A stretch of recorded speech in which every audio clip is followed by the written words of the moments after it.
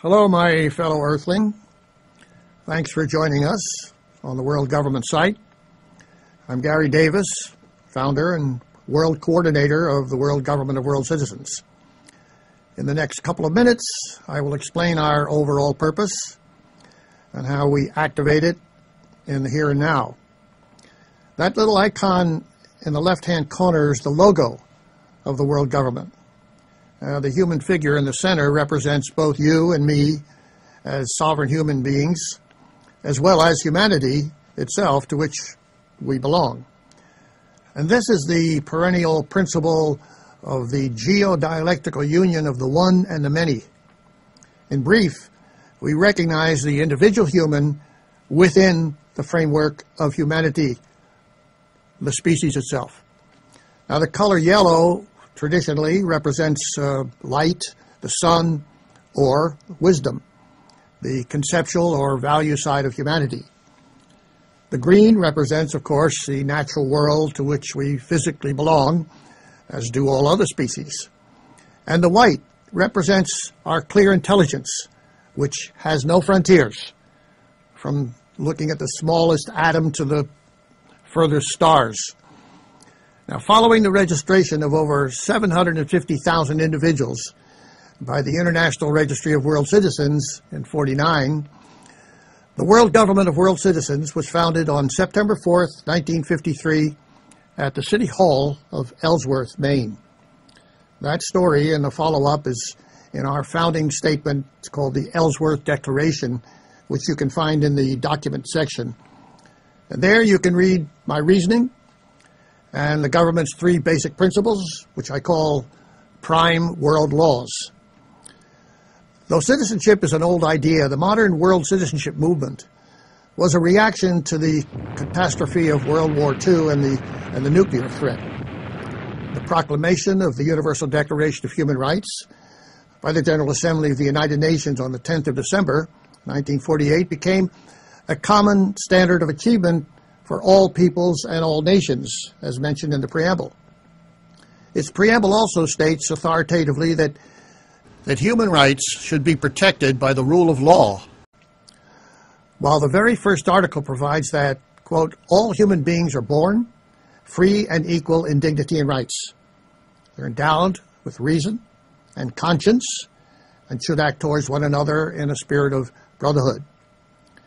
Then Article 21(3) states essentially the political affirmation of that article, which says, quote, the will of the people shall be the basis of the authority of government. That's us, the people. And finally, Article 28 maintains that, quote, everyone is entitled to a social and international order in which the rights and freedoms set forth in this declaration can be fully realized. Well, on this website, you can register your own world citizenship, thereby identifying yourself on a global political level.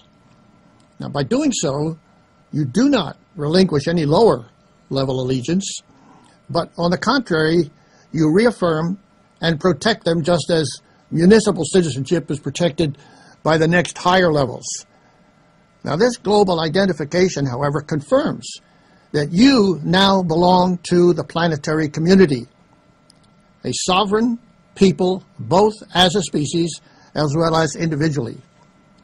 And in direct confirmation, Article 13, too, provides that everyone has the right to leave any country, note that word, including his own, and to return to his country. Well, since our present century of instant communication and even space travel, the world community itself has become what is known as a global village in which we are all neighbors. Our government issues a world passport in 7 languages based on the right of freedom of travel. And then, as asylum from persecution is also a human right identified by Article 14 of the UDHR, the government issues to its citizens a World Political Asylum Card. You can find that in the applications section in case of need. Then the biographies of the 18 world coordinators, our world commissions, is in the commissions section. Click the legal department link to find the statute for the World Court of Human Rights. Humanities Court, not yet established, but the final step to follow the International Criminal Court in jurisprudence. You can also read my writ of certiorari and petition for rehearing to the U.S. Supreme Court in that section. In the catalog section is the list of my books on the subject of world citizenship, world government, and world law, as well as videos, and even world currency, the world kilowatt dollar. On the programs page, you can actually vote in the first world referendum on important and vital world citizen issues. You may wonder how we can justify our claim to world government and our right to issue such global documents as the World Passport, the World Citizen Card, and so forth. Well, it's very simple. It's our world, yours and mine. We were born on it, and we obviously have the right to be here, all 6+ billion of us. The main basis which justifies the mandate of authority is Article 21 of the Universal Declaration of Human Rights, which says, "The will of the people shall be the basis of the authority of government." The will of the people. That's us. Check out the national constitutions. Most of them have that very principle in their preambles, that the power derives from the people. Here, we're simply extending that sovereign right of political choice to the actual level where our major problems are, such as world wars and global warming. You know, Tom Paine, the great human rights advocate in the 18th century, wrote that my country is the world. Well, you too can make the same claim, which is supported by Article 15.2, which provides that you have the right to change your nationality. That right is called freedom of choice. The idea of world citizenship and a governed world is ancient. Socrates called himself a world citizen 2,500 years ago, and Diogenes before that. All throughout history, the wisest people claimed to be world citizens, including Thoreau, Victor Hugo, and Einstein.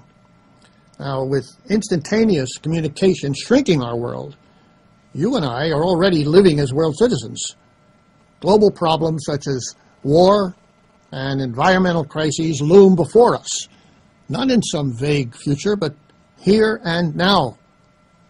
And only world laws can best deal with these major crises affecting us. And you, by your claim to be a world citizen, and everyone else who makes the same claim, have made real peace across all the false frontiers throughout the world. Isn't that the real definition for world peace? Peace between individuals in a global framework? No other human time period has enjoyed such unlimited possibilities. It is revolutionary. So, join in our humanity and in our common destiny on this wonderful home planet on which we live together. We, as world citizens, have become real world peacemakers. I look forward to hearing from you, my fellow world citizen.